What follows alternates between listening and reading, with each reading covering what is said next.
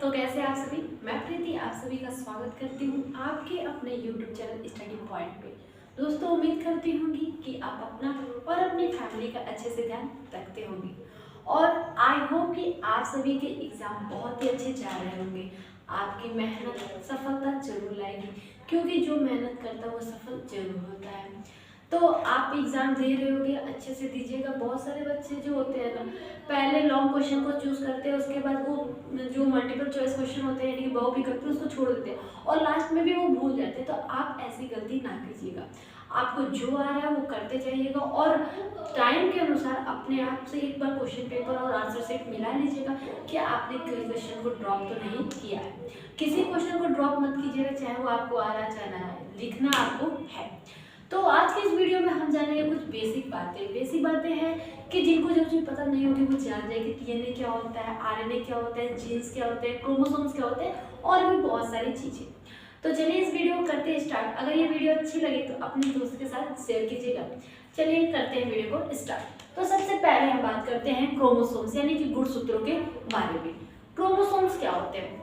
देखिए, धरती पर उपस्थित जितने भी जीवधारी हैं, एनिमल्स हैं या जो भी ऑर्गेनिज्म है, सब में क्रोमोसोम्स होता है यानी कि गुणसूत्र होता है और वो गुणसूत्रों के माध्यम से उनको तय होता है कि वो मेल होगा या फीमेल होगा। लेकिन एक्चुअली इन गुणसूत्रों की संख्या कितनी होती है? तो 46 क्रोमोसोम्स होते हैं। हमारे अंदर 46 यानी कि 30 जोड़ी क्रोमोसोम्स पाए जाते हैं। ध्यान से पढ़ते हैं। प्रत्येक जाति जीवधारियों में सभी कोशिकाओं में गुणसूत्रों की संख्या निश्चित होती है। यानी कि अगर मैं फीमेल हूँ तो मेरे अंदर गुणसूत्रों की संख्या, क्रोमोसोम्स की संख्या 23 पेयर है, तो मेल के अंदर भी, दूसरे फीमेल के अंदर, मतलब हर एक लोग में, हर एक ह्यूमन की अगर मैं बात करूं तो उसमें क्रोमोसोम्स की संख्या कितनी होगी? 23 पेयर ही होती है। अगर मैम क्रोमोसोम्स की संख्या किसी में ज्यादा होगी और किसी में कम हो गई, ऐसा भी तो हो सकता है। जी हाँ, तो उस प्रकार अगर किसी में क्रोमोसोम्स की संख्या 46 से 47 हो जाए या 45 हो जाए, यानी कि अधिक हो जाए या कम हो जाए, तो उस समय उस व्यक्ति में कुछ रोग होता है, आनुवंशिक रोग होता है जिसे सिंड्रोम नाम दिया जाता है। अगर क्रोमोसोम्स की संख्या अधिक हो जाती है, क्रोमोसोम्स की संख्या कम हो जाती है, तो ऐसे डिजीज को हम सिंड्रोम नाम देते हैं। तो मानव में बताया कि 23 जोड़ी होता है, उस तरह बंदर में, उसी तरह अलग जितने भी ऑर्गेनिज्म आप देख रहे हो सब में एक क्रोमोसोम्स होते हैं। अब मैं बात करती हूँ जीन्स के बारे में। देखिए, जीन वर्ड आप लोगों ने बहुत सुना होगा, अलादीन का जीन है और वो बहुत सारे जो भी जीन होते हैं उन सब की बात नहीं करें। हमारी बॉडी के अंदर जो जीन्स होते हैं यानी कि जो निर्धारण करते हैं, जो आनुवंशिक इकाई माने जाते हैं, जो डीएनए पे लगे होते हैं, उसे हम जीन कहते हैं। ये एक आनुवंशिक इकाई है जो क्रोमोसोम्स यानी कि गुणसूत्र पर स्थित होते हैं। क्रोमोसोम्स में छोटे छोटे डीएनए के कण भी होते हैं। देखिए, जीन्स कहाँ प्रेजेंट होते हैं मैम? क्रोमोसोम्स पे। क्रोमोसोम्स पे क्या प्रेजेंट होते हैं? डीएनए। गुणसूत्रों की पूरी लंबाई में हजारों की संख्या में जीन पाए जाते हैं। अगर गुणसूत्र को खोल दिया जाए तो उनमें कितना होते हैं? हजारों की संख्या में जीन्स प्रेजेंट होते हैं जो डीएनए प्रोटीन के बने होते हैं। आपको याद रखना है, गुणसूत्र जो में हजारों जीन्स होते हैं। जीन्स किससे बने होते हैं? डीएनए प्रोटीन के मिलकर बने होते हैं। अब हम बात कर लेते हैं अपने डीएनए की, यानी कि डीऑक्सीराइबोस न्यूक्लिक एसिड। डीएनए क्या है? Deoxyribose nucleic acid. चलिए, यह अम्ल एक बृहद द्विकुंडलीय अणु है। ये क्या होता है? द्विकुंडलीय। द्विकुंडलीय का मतलब क्या होता है मैम?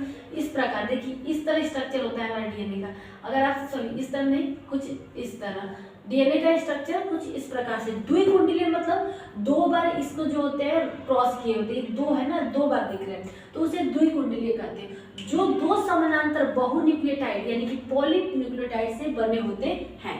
पॉलीन्यूक्लियोटाइड क्या होते हैं आपको धीरे धीरे पता चल जाएगा।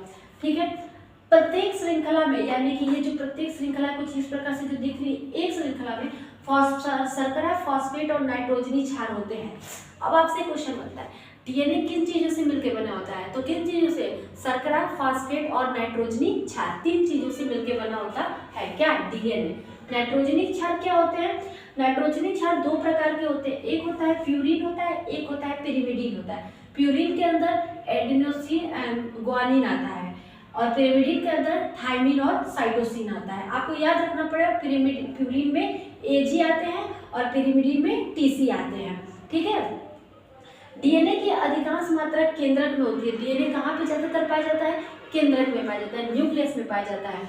और कुछ इसकी मात्रा भी देखी जाती है कहाँ पे, माइटोकॉन्ड्रिया में देखी जाती है और क्लोरोप्लास्ट यानी कि हरित लवक में देखी जाती है। ठीक है, आ रहा है समझ में कि डीएनए क्या होता है, कहाँ पाया जाता है। डीएनए हमारे पेरेंट्स, अनुवांशिक मटेरियल होता है, यानी कि जेनेटिक मटेरियल जिसे बोल सकते हैं हम, वो हमारे पेरेंट्स से हमको मिलता है। यानी कि हम अगर जैसे दिखाई दे रहे हैं अपने पेरेंट्स के अनुसार दिखाई दे रहे हैं, यानी कि पेरेंट्स के क्रोमोसोम्स हमारे अंदर आए होते हैं और हम उसे डीएनए करते हैं। आरएनए क्या होता है, आरएनए भी देख लेते हैं। राइबोन्यूक्लिक एसिड इसका होता है। देखिए डीएनए का डीऑक्सी राइबोन्यूक्लिक एसिड होता है ना, तो इसमें से डीऑक्सी हटा दोगे तो राइबोन्यूक्लिक एसिड हो जाता है। उसी प्रकार राइबोन्यूक्लिक एसिड आरएनए का होता है फुल फॉर्म, यह एक सूचना संकेतक अणु है। ये क्या होता है, और जो डीएनए जैसा होता है, ये डीएनए जैसा होता है, लेकिन देखिए डीएनए में मैंने ऐसे 2 बार बनाया ना, आरएनए सिंगल स्ट्रैंडेड होता है, यानी कि एक कुंडलीयुक्त होता है। कैसा होता है, एक लड़ी में पाया जाता है, यानी कि सिंगल स्ट्रैंडेड, इसको इंग्लिश में बोलते हैं single stranded. DNA double stranded होता है, डीएनए डबल स्ट्रैंडेड होता है और आरएनए सिंगल स्ट्रैंडेड होता है। इसमें क्या होता है, थाइमीन, यानी कि जो ये थाइमीन दिख रहा है ना पिरिमिडीन में, जो थाइमीन, उसके जगह पर यूरेसिल होता है, तो यहाँ पे क्या हो जाता है, यू प्रेजेंट होता है। टी की जगह पे क्या होगा, यू। अगर कोई आपसे पूछ दे कि बताओ प्यूरी हमारे आरएनए में कौन कौन से नाइट्रोजनी बेस होते हैं, तो एडेनिन, ग्वानिन और यूरेसिल और साइटोसिन। और डीएनए पूछ दे तो एडेनिन, ग्वानिन, थाइमिन, साइटोसिन। आपको याद रखना है कि यूरेसिल क्या होता है, थाइमिन की जगह पे प्रेजेंट होता है, जो आरएनए में केवल होता है। आरएनए कोशिका द्रव्य में पाया जाता है। डीएनए कहाँ पाया जाता है, न्यूक्लियस में, और आरएनए कहाँ पाया जाता है, साइटोप्लाज्म में। ठीक है, आए समझ में आपको डीएनए आरएनए मेन, जो आज का मेन पर्पस था डीएनए और आरएनए से रिलेटेड वाला।